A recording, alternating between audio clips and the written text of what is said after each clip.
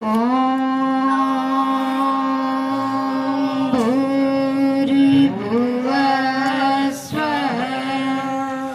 तत्सवितुर्वरेण्यं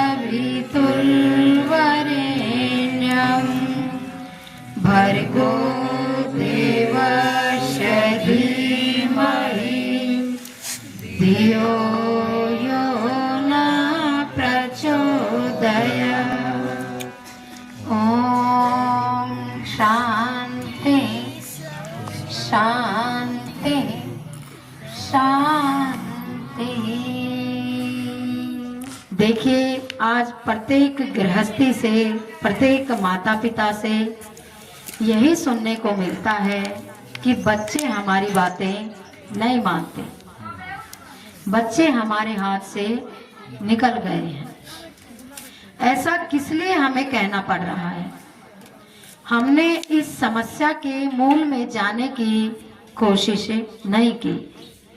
ये बड़ी विडंबना का कारण है, ये बड़ी दुख की बात है कि जब हम गृहस्थियों के लिए जो संपत्ति होती है वो बच्चे ही होते हैं।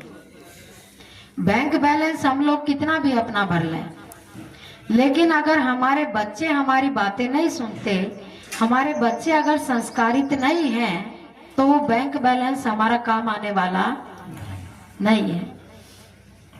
स्वामी जी बतलाते हैं कि सुसंतान होगी तो स्वयं अपने लिए धन कमा लेगी, और कुसंतान होगी तो कितना भी हम धन इकट्ठा करके अपनी संतान को दे दें, वो थोड़े ही समय में उस धन को बर्बाद कर देगी।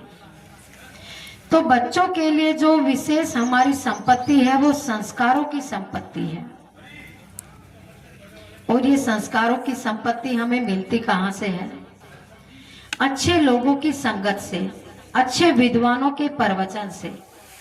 अब यहाँ आप लोग देखें कि आपके गलहैता गांव में हमें तो प्रथम बार आने का ये सुअवसर प्राप्त हुआ है, लेकिन आप सबके लिए बड़े सौभाग्य की बात है कि इतना अच्छा कार्यक्रम आप सब लोगों को फ्री में सुनने को मिल रहा है।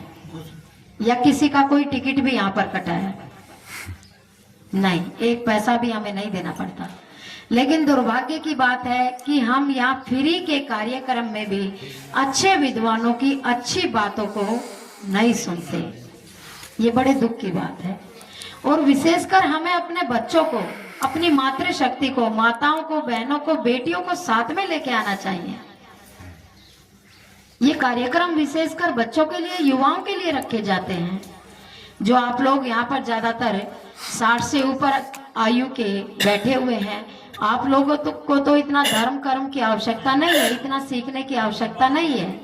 जो हमारी यंग जनरेशन को आवश्यकता है, हमारे बच्चों को आवश्यकता है कि हम अपने बच्चों को कैसे संस्कारित करें। केवल यहाँ पर परिवार से बच्चों को साथ न लेके आने के दो ही कारण हो सकते हैं।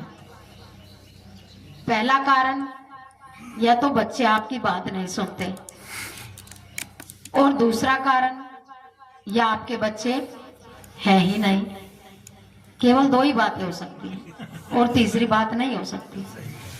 लेकिन आप लोग लगभग हमारे विचार से सभी गृहस्थी बैठे हुए हैं, तो कल तक ये कार्यक्रम चलेगा अच्छे विद्वानों की बातों को सुनने का। तो आप सब लोगों से हमारा करबद्ध निवेदन है, हाथ जोड़ के आप सब लोगों से हमारी विनती है कि अपने बच्चों को यहाँ पर लेकर आएं, महिला शक्ति को यहाँ पर लेकर आएं। देखिए, जो बच्चों को संस्कारित करने का कार्य होता है, सत्यार्थ प्रकाश के दूसरे समोल्लास में ऋषि जी स्पष्ट बतलाते हैं कि माता बच्चे की प्रथम गुरु होती है। 5 साल तक बच्चा माँ की देखरेख में रहता है घर में, परिवार में। उसके बाद 3 साल तक पिता बच्चे को संस्कार देता है, और 8 साल के बाद जब 8 वर्ष का हमारा बच्चा हो जाता है, लड़का लड़की, तो हमारी वैदिक शिक्षा प्रणाली है कि 8 वर्ष के बाद बच्चा गुरुकुल में पढ़ने जाता था, गुरुकुलों में। लेकिन आज सारी की सारी व्यवस्था परिवर्तित हो गई है, हम कहें कि उल्टी हो चुकी है। आज 2.5 साल के बच्चे को हमारी माताएं, जो आज की माताएं हैं ना, माता तो वे नहीं हो सकती, केवल जननी हो सकती हैं। बच्चे को जन्म तो दे दिया, लेकिन माँ ऐसे ही नहीं बना जाता इतनी आसानी से। माँ उसे कहते हैं जो अपने बच्चों को सुसंस्कार दे, वो होती है माता। जन्म तो और भी बहुत सारी योनियां हैं, वे भी जन्म देते हैं, लेकिन जन्म देने से माँ नहीं बनती।